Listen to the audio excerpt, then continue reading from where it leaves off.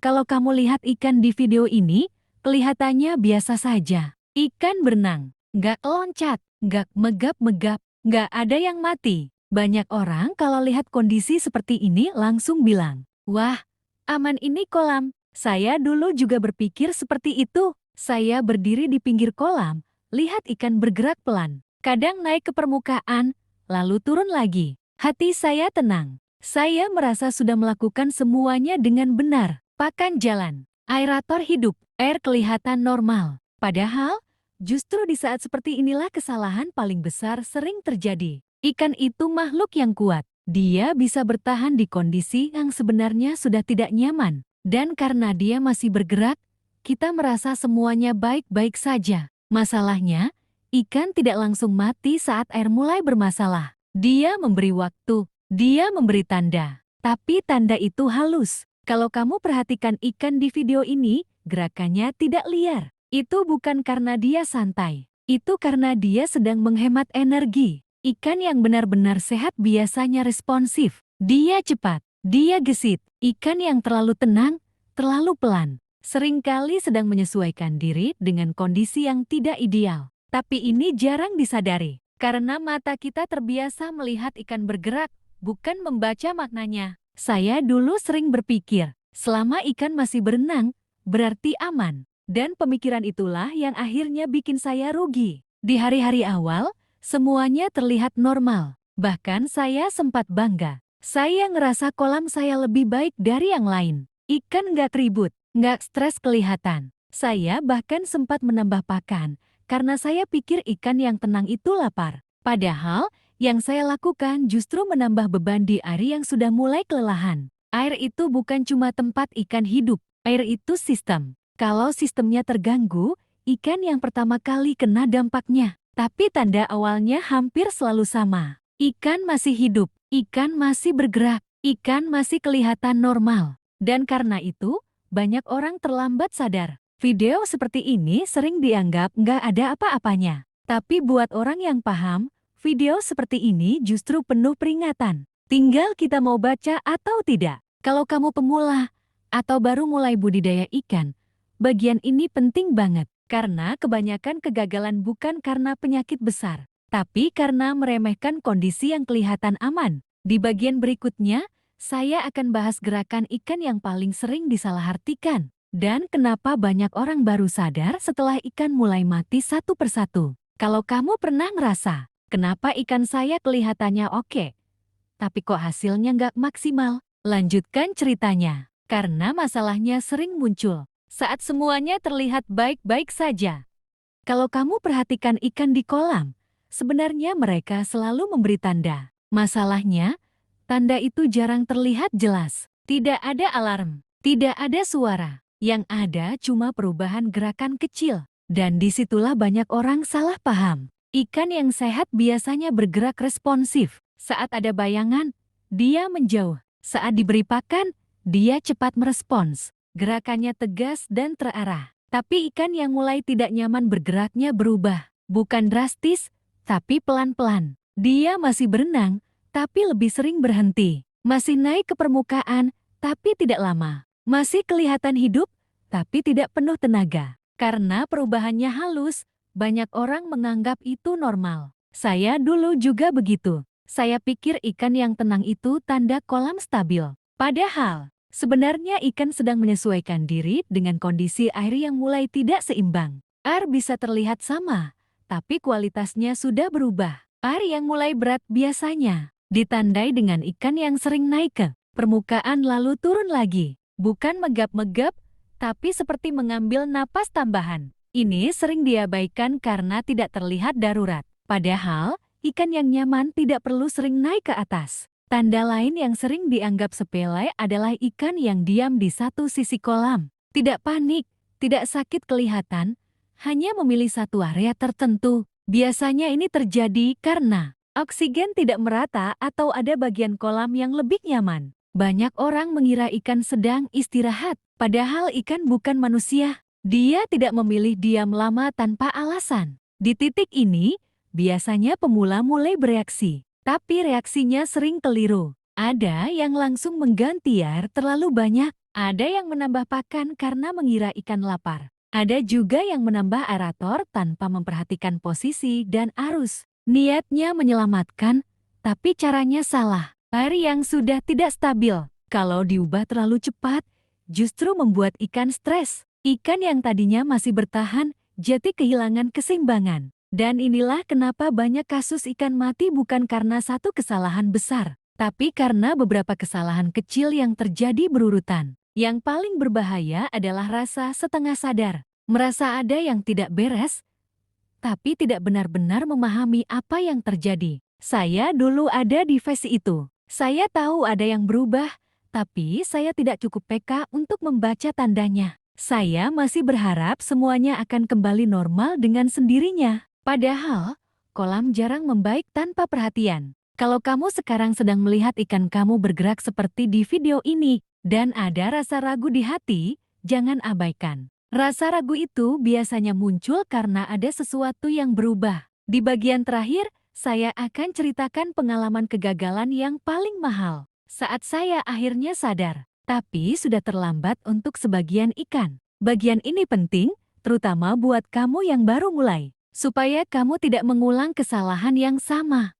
Pagi itu kolam terlihat biasa saja, air tidak keruh, tidak bau, aerator masih jalan. Dari jauh, semuanya tampak normal. Tapi begitu saya mendekat, saya langsung merasa ada yang salah. Beberapa ikan masih bergerak, tapi gerakannya berat. Ada yang berenang pelan di permukaan, ada yang diam agak miring. Ada juga yang cuma mengikuti arus udara tanpa tenaga. Dan di sudut kolam, ada satu ikan yang tidak bergerak sama sekali. Saat itu jantung saya langsung turun. Bukan karena satu ikan mati, tapi karena saya sadar tanda-tandanya sudah ada sejak lama. Dan saya mengabaikannya. Saya panik, aerator ditambah, air diganti, pakan dihentikan. Semua dilakukan dalam waktu bersamaan. Saya berpikir semakin cepat bereaksi, semakin besar peluang ikan selamat. Padahal, itulah kesalahan terakhir. Ikan yang sudah stres butuh perubahan pelan,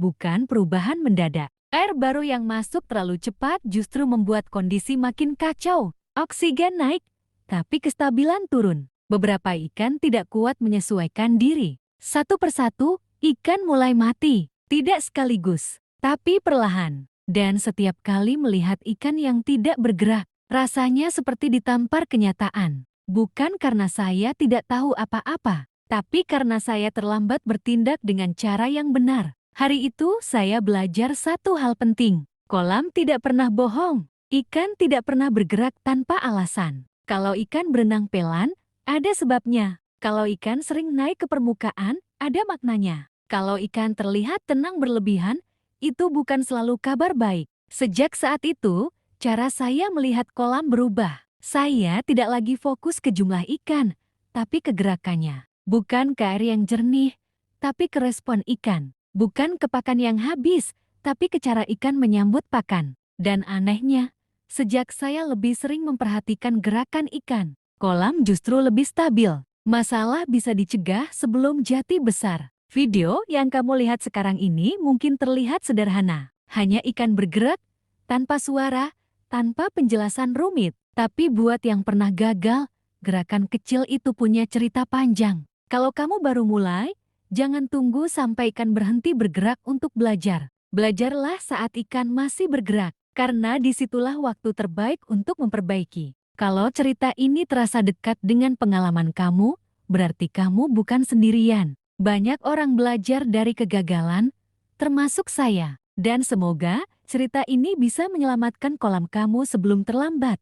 Kalau dilihat sekilas, kolam ini terlihat sehat. Airnya tidak hitam, tidak bau, tidak berbuih berlebihan. Aerator hidup, gelembung naik terus tanpa henti. Banyak orang kalau lihat kondisi seperti ini langsung bilang, ini kolam aman. Tapi ikan di dalam kolam tidak pernah menilai dari tampilan. Mereka menilai dari apa yang mereka rasakan. Perhatikan ikan yang sedang bergerak ini. Tidak ada yang mati, tidak ada yang mengambang. Tapi gerakannya berbeda. Beberapa ikan berenang memutar, bukan lurus. Ada yang sering berhenti sebentar lalu lanjut lagi. Ada juga yang naik ke permukaan, membuka mulut, lalu turun pelan seolah kehabisan tenaga. Ini bukan kebetulan, dan ini bukan hal sepele. Masalahnya, hampir tidak ada orang yang menyadari tanda-tanda seperti ini, karena semua terlihat masih normal. Saya juga pernah begitu. Dulu saya pikir, selama ikan masih bergerak dan makan,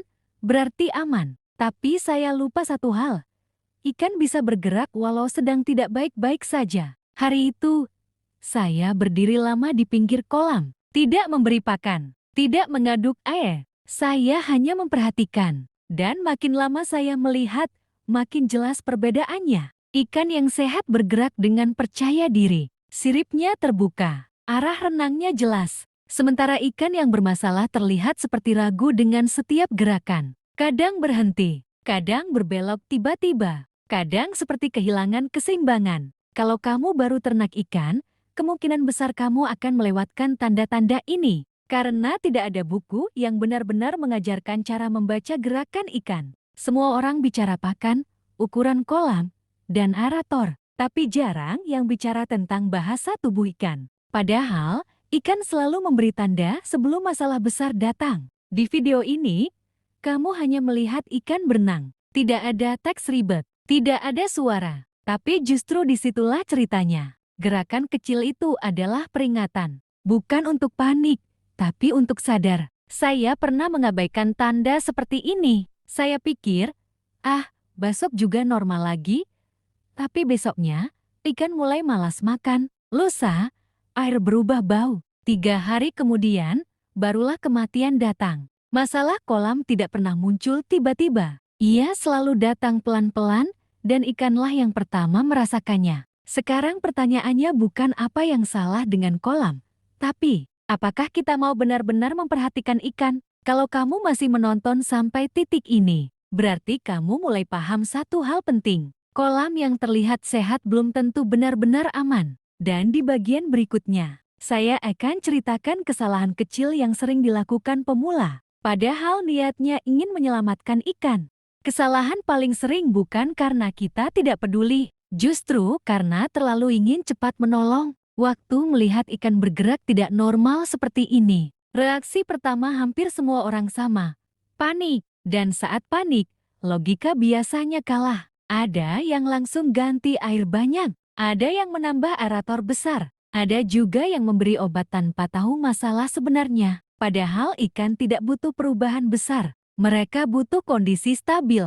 Perhatikan lagi ikan di video ini. Gerakannya pelan, tapi masih berusaha menyesuaikan diri. Artinya tubuhnya sedang bekerja keras untuk bertahan. Kalau di momen seperti ini air diganti mendadak, suhu berubah, pH naik turun. Ikan seperti dipaksa lari saat sedang kelelahan. Dan itulah awal bencana. Saya pernah melakukan kesalahan ini. Niatnya ingin menyelamatkan, tapi justru mempercepat kerusakan. Dalam satu malam, ikan yang tadinya masih bergerak pelan berubah jati diam di dasar kolam. Bukan karena air baru itu jelek, tapi karena perubahan terlalu ekstrem. Ikan berbeda dengan manusia. Mereka tidak bisa mengeluh. Mereka hanya bisa menunjukkan lewat gerakan. Kalau ikan sering naik ke permukaan, itu bukan berarti kurang aerator saja. Bisa jeti oksigen cukup, tapi gas beracun di dasar kolam naik. Kalau ikan berenang memutar, bukan berarti lucu. Itu bisa jadi tanda stres atau gangguan keseimbangan. Kalau ikan diam terlalu lama, bukan berarti tenang. Bisa jadi tubuhnya sedang menghemat energi terakhir. Sayangnya, tanda-tanda ini sering dianggap remeh.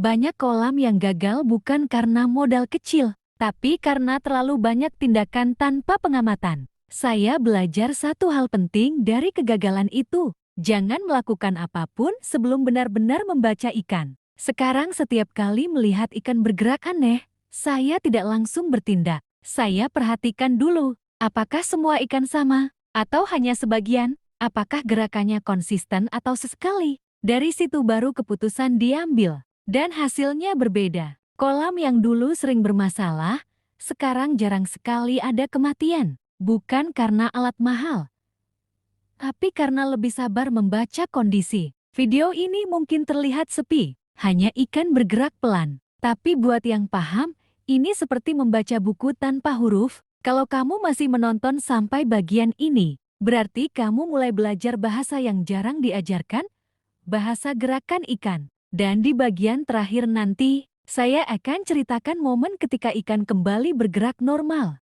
Dan apa satu perubahan kecil yang paling berpengaruh.